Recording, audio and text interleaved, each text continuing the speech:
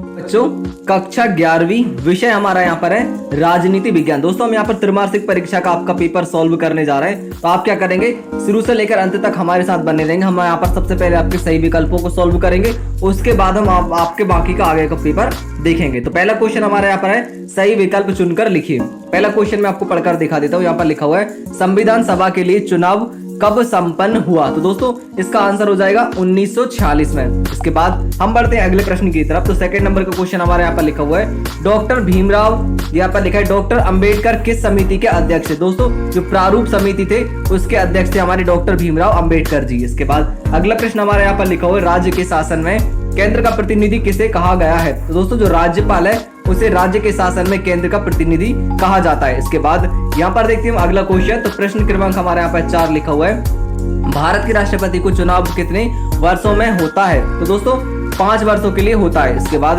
हमारा अगला क्वेश्चन हम यहाँ पर देखे थे, प्रश्न क्रमांक हमारे यहाँ पर 5 लिखा हुआ है, भारत में न्यायपालिका है? तो दोस्तों इसका आंसर हो जाएगा हमारा स्वतंत्र। इसके बाद हम बढ़ते हैं अगले प्रश्न की तरफ। अगला प्रश्न हमारा यहाँ पर है, सर्वप्रथम किस देश के संविधान में मौलिक अधिकारों का समावेश किया गया? तो दोस्तों सोवियत संघ।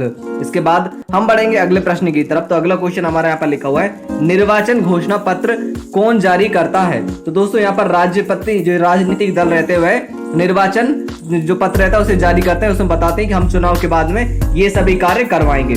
इसके बाद यहाँ पर लिखा हुआ 8वां क्वेश्चन हमारा, भारतीय संविधान का मूल दर्शन क्या है? तो इसका आंसर हो जाएगा लोकतांत्रिक समाज। इसके बाद हम बढ़ते हैं अगले क्वेश्चन की तरफ। अगला प्रश्न हमारा यहाँ पर रिक्त स्थान है। दोस्तों हम यहाँ पर रिक्त स्थानों को देखेंगे, आप इनका स्क्रीनशॉट ले लीजिए, फिर मैं आप इनका सॉल्यूशन दिखा देता हूँ। पहला लिखा हुआ है, राजनीतिक दलों को मान्यता देता है। तो दोस्तों जो निर्वाचन आयोग रहता है वह राजनीतिक दलों को मान्यता देता है। इसके बाद हमारा यहाँ पर अगला प्रश्न लिखा हुआ, भारतीय संविधान रिक्त स्थान लागू हुआ? तो दोस्तों इसका आंसर हो जाएगा 26 जनवरी 1950 को भारतीय संविधान लागू हुआ। रिक्त स्थान देश का संविधान अलिखित है।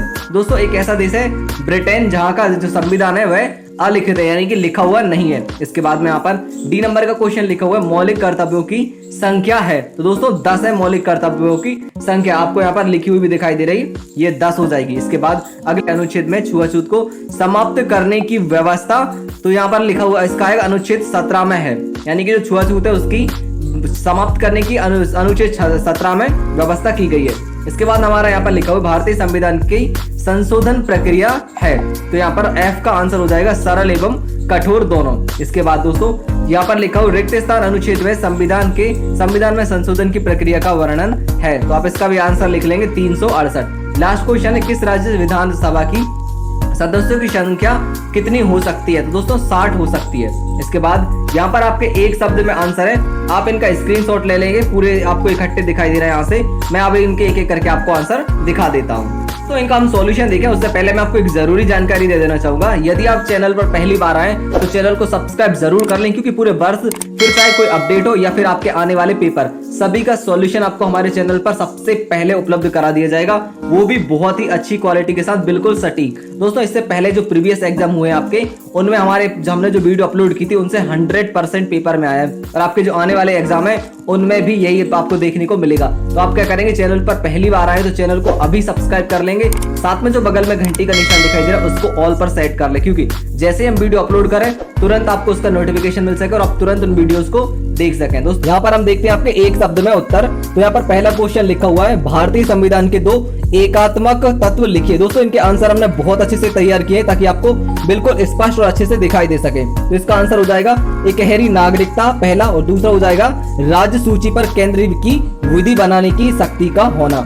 इसके बाद हमारे यहाँ पर दूसरा लिखा हुआ है, संविधान सभा का चुनाव किस प्रकार हुआ? तो दोस्तों मताधिकार के आधार पर इसका चुनाव हुआ।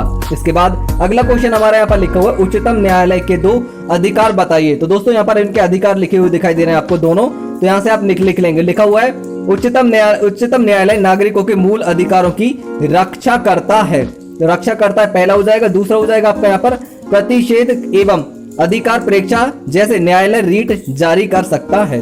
इसके बाद में दोस्तों अगला क्वेश्चन हमारे यहाँ पर लिखा हुआ है, उच्चतम न्यायालय के न्यायाधीश का कार्यकाल कितना होता है? तो दोस्तों 65 ईयर। इसके बाद अगला प्रश्न हमारे यहाँ पर लिखा हुआ, राज्यसभा में वर्तमान में कितने सदस्य हैं? तो 250। इसके बाद अगला क्वेश्चन हमारे यहाँ पर है, लोकसभा में अधिक से अधिक कितने सदस्य हो सकते हैं? तो 545। इसके बाद अगला प्रश्न हमारे यहाँ पर लिखा हुआ है, अनुच्छेद 368 क्या है? तो दोस्तों यहाँ पर भी इसका सॉल्यूशन आपको दिखाई दे रहा है। ये आपका अनुच्छेद 367 संसद को संविधान में संशोधन शक्ति की प्रदान करता है। इसके बाद एच हमारा यहाँ पर लिखा हुआ है, संविधान संशोधन से क्या आशय है? इसका सॉल्यूशन भी आपको यहाँ पर दिखाई दे रहा है, आप यहाँ से नोट करेंगे। दोस्तों इसके अलावा हमारे आपके जो पेपर में क्वेश्चन आने वाले हैं, 2 नंबर के क्वेश्चन, 3 नंबर के, वो भी तैयार किए जा रहे हैं। तो जल्दी उन्हें हम अपलोड कर देंगे नेक्स्ट वीडियो के माध्यम से। तो आप यदि चैनल पर पहली बार आए हैं तो सब्सक्राइब कर ले, ताकि जैसे ही वो वीडियो अपलोड हम करें तुरंत आपको उसका नोटिफिकेशन मिल सके। और इस वीडियो को अपने दोस्तों के साथ शेयर करें ताकि वो भी इन सभी क्वेश्चनों को देख सके।